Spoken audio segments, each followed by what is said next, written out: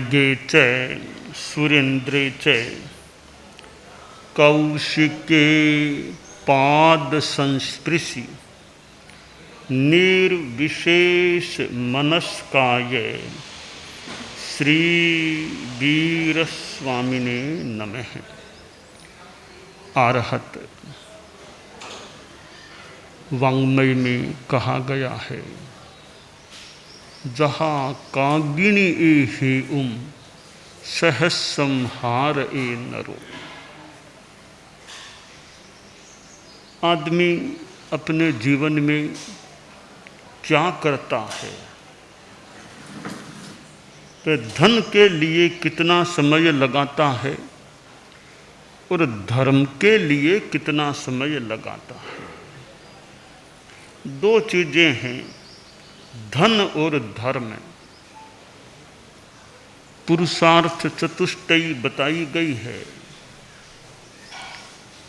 अर्थ, काम, धर्म और मोक्ष, इन चार चीजों में अर्थ भी है। धन की भी अपेक्षा होती है तो धर्म की भी आवश्यकता होती है। तो धन और धर्म, इन दोनों पर गृहस्थ यदा कदा ध्यान दे कि मेरा धर्म ध्यान कितना है, धन ध्यान कितना है, धर्म के प्रति कितना ध्यान है और धन के प्रति कितना ध्यान। धर्म ध्यान और धन ध्यान। आज हम धनसुरा में आए। धनसुरा गांव का नाम है। मेरे मन में इस शब्द के संदर्भ में कुछ बातें आई। ऐसे तो संज्ञा है धनसुरा, पर संज्ञा का विश्लेषण हो सकता है। धन और सुरा, एक तो सुरा यानी मदिरा, शराब। तो शराब और मदिरा पान को तो एक व्यसन माना गया है। 7 व्यसनों में ये मदिरा पान एक व्यसन है। द्यूतम च मांसम च सुरा च वेश्या पापार्ध चौर्यम परदार सेवा एतानि सप्तव्यसनानि लोके घोराति घोरम नरकम नयन्ति। या एतानि सप्तव्यसनानि राजन घोराति घोरम नरकम नयन्ति। 7 व्यसन बताए गए हैं। जुआ खेलना भी व्यसन है, मांसाहार भी व्यसन है, सुरापान मदिरापान भी व्यसन है, और भी यूँ आगे चोरी भी, शिकार भी, आदि आदि व्यसन है। तो सुरा मदिरापान एक व्यसन माना गया है। हो सकता है दुनिया में ऐसे भी लोग जो मदिरापान करने वाले, सुरापान करने वाले। तो धन और सुरा, अगर धन पास में है उसका उपयोग सुरा में तो नहीं किया जा रहा है ना, कि धन है तो सुरा भी है, पर सुरा से परहेज रखना है। कि धन भले गृहस्थ को मान लो चाहिए, पर सुरा में मेरा धन न जाए। तो सुरा का एक अर्थ मदिरा है। दूसरा सुरा, सुर, सुर यानी देवता, देव। ये स्वर्ग में रहने वाले जो जीव हैं, देव हैं, वे भी सुर देव होते हैं। बहुत यूँ तो उच्च कोटि के हैं। 4 गतियाँ बताई गई जैनिज्म में, नरक गति, त्रियंच गति, मनुष्य गति, देव गति। ये देव गति वाले सुर होते हैं। और सुरों में एक असुर कुमार जाति के देव भी होते हैं। यहाँ सुरा यानी देव, कि धन सुरा, धन के देव, धन देव। आदमी को धन के लिए भी प्रयास करना पड़ सकता है। दीपावली के समय या दीपावली के आसपास लक्ष्मी की पूजा आराधना कि लक्ष्मी मिले। हम लक्ष्मी को धन की देवी मान लें तो धन सुरा, यह धन की देवी, तो धन अपेक्षित हो सकता है, तो साथ में धर्म को भी आदमी भूले नहीं। सुरा का एक तीसरा अर्थ थोड़ा निकट रूप में ले सकते हैं। सुरा नाम सूर, वीर, सूरवीर, ठीक है, गारहस्थ्य में धन चाहिए, पर धन में सूर है तो धर्म में भी साथ में सूर होने का प्रयास हो। तो धन सुरा गांव आए और धन सुरा की मैंने 3 संदर्भों में व्याख्या की है कि धन और सुरा, धन और मदिरा। तो मदिरा से दूर रहे आदमी, धन का उपयोग मदिरा में न हो ऐसा चिंतन करे। और धन सुरा, धन की देवी लक्ष्मी मान लें, जो भी धन की देवी है। और लक्ष्मी आदमी को चाहिए, लक्ष्मी की पूजा की जाती है।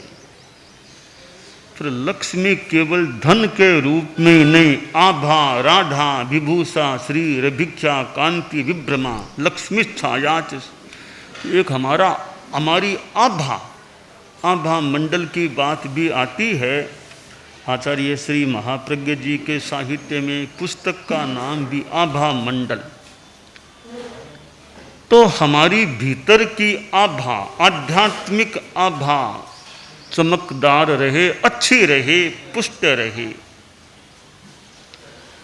तो वो तब हो सकती है कि धर्म की साधना साथ में हो। धन और धर्म, धन चाहिए तो धर्म भी चाहिए।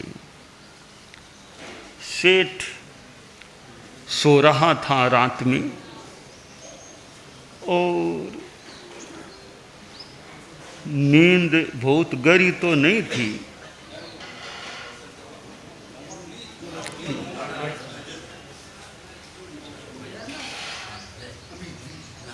सुप्त जागर सी अवस्था, और सेठ को स्वप्न आने लगा। स्वप्न में सेठ देखता है कि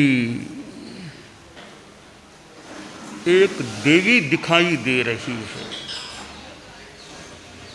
बहुत आभूषित विभूषित, बहुत दिव्य रूप।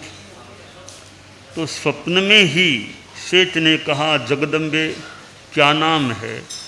ऐसा रूप तो मैंने जिंदगी में पहली बार देखा होगा, आपका क्या नाम है? तो वह स्वप्न में आई हुई देवी बोली, मेरा नाम तो लक्ष्मी है। जगदम्बे बड़ी कृपा की, दर्शन दे दिए, साक्षात नहीं तो सपने में दर्शन दे दिए मुझे, मैं तो धन्य हो गया। आपके लिए हम कितना किया करते हैं, आज तो साक्षात दर्शन हो गए स्वप्न में। लक्ष्मी बोली, दर्शन तो हो गए हैं, अब मैं क्यों आई हूँ कि तुम्हारे यहाँ से विदा लेने के लिए आई हूँ, इसलिए मैं तुमसे मिल करके अब जा रही हूँ। तो सेठ बोला, जगदम्बे कोई मेरी गलती हो गई हो तो माफ़ करो, मैं तो आपकी पूजा अर्चना भी करता हूँ, मेरे पर बड़ी कृपा है एक प्रकार से लक्ष्मी की, आपकी धन की दृष्टि से बहुत मैं आगे बढ़ा हूँ।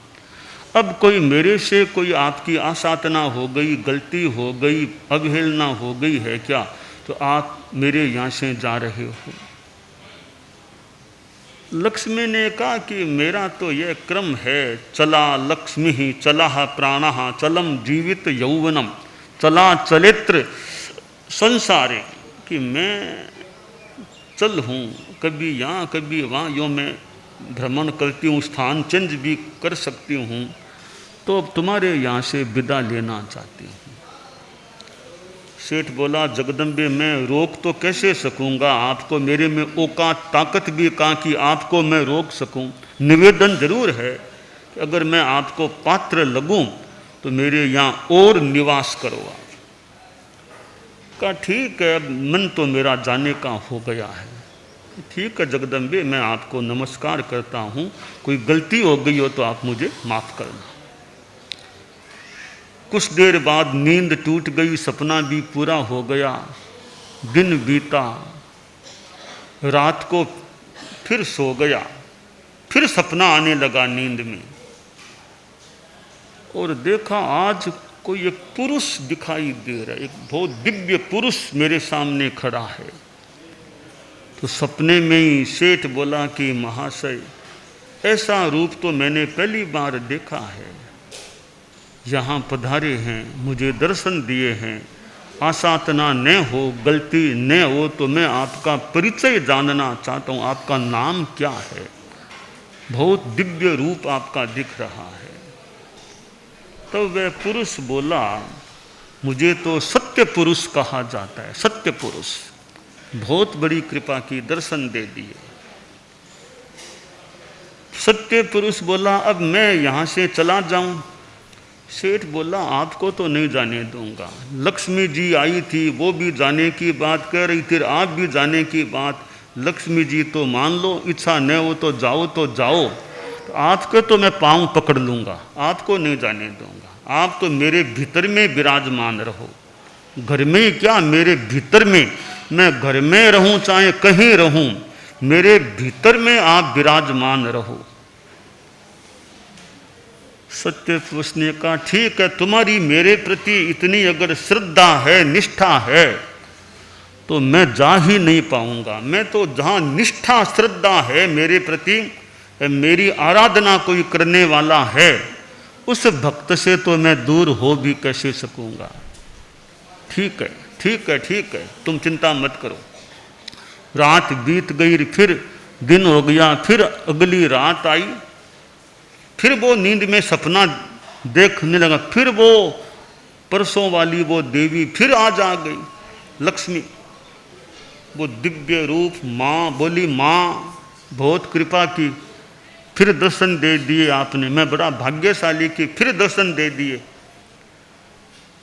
माँ भूलने वो तो पूछना चाहूँगा, आप फरमा रहे थे कि मैंने तो जाने का सोच लिया है, तो आप लगता है पधारी नहीं, यहीं विराजमान है। तब कहा, रे क्या जाऊँ, जाने का सोचा तो था, पर मुझे जानकारी मिल गई है कि तुमने सत्य पुरुष को रख लिया। अब सत्य पुरुष को रख लिया है तो मैंने सोचा मैं भी, जहाँ सत्य पुरुष है फिर मैं भी यहाँ से क्यों जाऊँ, मैं भी इसी के पास रह जाऊँ। सेठ बोला, बड़ी कृपा कि आप बुरा मत मानना, आपको तो मैं फिर भी आप जाओ तो ज़्यादा आग्रह नहीं करता, पर सत्य पुरुष को तो आग्रह क्या, महा आग्रह करके मैं बैठ जाऊं कि आपको नहीं जाने दूंगा। और कोई जाए तो जाए, धन जाए तो जाए, घर जाए तो जाए, प्रतिष्ठा जाए तो जाए, सत्य पुरुष को नहीं जाने दूंगा। मैं आग्रह कर सकता हूं सत्य पुरुष के सामने। तो उनकी बड़ी कृपा, उन्होंने एक तरह से आश्वासन दे दिया कि मेरे प्रति निष्ठा है, आराधना करने के लिए इतना तुम इच्छुक हो, तो मैं तुम्हारे यहाँ से कैसे जा पाऊंगा। और मैंने कह दिया मेरे घर में रहो, मतलब वो नहीं, मेरे घट में रहो, आप तो घट में, मैं जहाँ कहीं जाऊँ आप मेरे साथ रहो, और कोई साथ रहे न रहे, प्रभु आप तो मेरे साथ रहना। तो मेरी अर्जी को मानो स्वीकार कर लिया परम प्रभु ने। लक्ष्मी बोली, परम प्रभु ने स्वीकार कर ली, हम तो उनके वो छोटे तत्व हैं, उनके सामने मैं भी अभी तुम्हारे यहाँ से नहीं जाऊँगी। अब यह धर्म और धन, लक्ष्मी को धन का प्रतीक मान ले, सत्य पुरुष को धर्म का प्रतीक मान ले। तो धन सुरा के लोग धन के लिए प्रयास करें, मैं इसे ऐसे कोई बुरा नहीं मानता, गृहस्थ जीवन में नैतिकता से धन का प्रयास हो, पर धर्म के लिए भी प्रयास होना चाहिए। अर्थ काम धर्म मोक्ष, मोक्ष के लिए भी पुरुषार्थ होना चाहिए। तो धन सुरा, गांव का नाम सुरा, धन तो धन हो ही गया, सुरा नाम मदिरा का भी है, सुरा नाम देवी या देव का भी मान ले, और सुरा नाम सूर, सूरवीर। तो धन सूर, धन में ही सूरवीर नहीं, धन में तो सूरवीर भले न भी रहो, धर्म में सूरवीर हम सभी, धन सुरा के लोग ही नहीं हम सभी। धर्म में शूरवीर रहें कि मेरे जीवन में धर्म की साधना चले।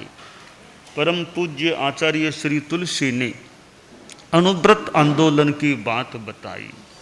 उस अनुव्रत में यह संयम की बात भी है, प्रामाणिकता की बात, नैतिकता की बात, नशा मुक्ति की बात, कितनी बातें हैं। तो अनुव्रत जीवन में आ गया तो गृहस्थ की दृष्टि से सोचें कि धर्म एक संदर्भ में, एक दृष्टि से जीवन में आ गया है। तो यह है अनुव्रत, यानी छोटे छोटे व्रत, छोटे छोटे नियम। बड़े व्रत तो साधुओं के लिए, महाव्रत वो साधुओं के लिए, अनुव्रत छोटे नियम आप गृहस्थों के लिए। तो छोटे छोटे नियमों से भी कल्याण हो सकता है। विद्या संस्थान होते हैं, विद्यार्थी पढ़ते हैं, कितना सुंदर अवसर है विद्यार्थियों के जीवन का, व्यक्तित्व का निर्माण करना। यह मौका मिलता है विद्या संस्थानों को। तो विद्यार्थियों में ये विभिन्न विद्याएं, भूगोल, खगोल, सामाजिक ज्ञान, साइंस, मैथ्स आदि, और इधर अंग्रेजी, हिंदी, गुजराती आदि भाषाएं, संस्कृत, इनका ज्ञान भी विद्यार्थियों के लिए अपेक्षित और आवश्यक हो सकता है। तो साथ साथ में यह धर्म कह दें, नैतिकता, अहिंसा, नशा मुक्ति, सद्भावना, honesty is the best policy, ये संस्कार भी विद्यार्थियों में दिए जाएं तो वे धनसूर बन भी सकते हैं, साथ में धर्मसूर भी बन जाएं। विद्यार्थी पढ़ते हैं कि भाई लर्निंग फॉर अर्निंग, कमाई के लिए पढ़ाई। एक दृष्टि से मैं इसे अस्वीकार नहीं करता, लर्निंग फॉर अर्निंग, पर नॉट ओनली फॉर अर्निंग, केवल धन कमाई के लिए ही नहीं। यह लर्निंग है वो धर्म के लिए भी, धर्म का भी ज्ञान लर्निंग से हो। आदमी कैसे धर्माचरण कर सके, धर्म के पथ पर चल सके। परम पूज्य आचार्य श्री महाप्रज्ञ जी प्रेक्षा ध्यान कराते थे। इधर ये जीवन विज्ञान जो खासकर शिक्षा जगत के लिए है, साइंस ऑफ लिविंग, कि विद्यार्थियों में यह physical development, intellectual development, mental development and emotional development, शारीरिक विकास, बौद्धिक विकास, मानसिक विकास और भावनात्मक विकास, चारों विकास विद्यार्थी में होते हैं। तो बैलेंस्ड डेवलपमेंट, एक संतुलित विकास की बात हो सकती है। आज जो बच्चे हैं वो ही तो कभी बड़े बन सकेंगे। भले राष्ट्र के बड़े नेता हैं, भले धर्म के क्षेत्र में बड़े नेता हैं, कभी तो वे बच्चे ही थे ना, कभी तो बच्चे थे, बाद में उनका ऐसा विकास सामने आया, वे बड़े आदमी बन गए। कोई भी सामान्यतया बड़ा आदमी सीधा बड़ा नहीं बनता, पहले छोटा फिर छोटे से बड़ा बनता है।